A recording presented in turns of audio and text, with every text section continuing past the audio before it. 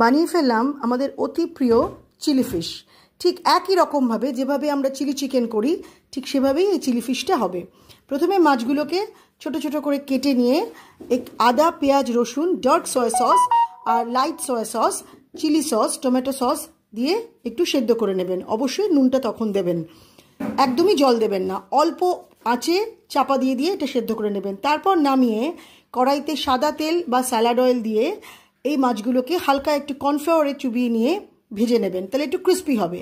তারপর সেই তেলেই বড় বড় করে ত্রিকোণ করে কেটে রাখা ক্যাপসিকাম আর পেঁয়াজ ভেজে নেবেন।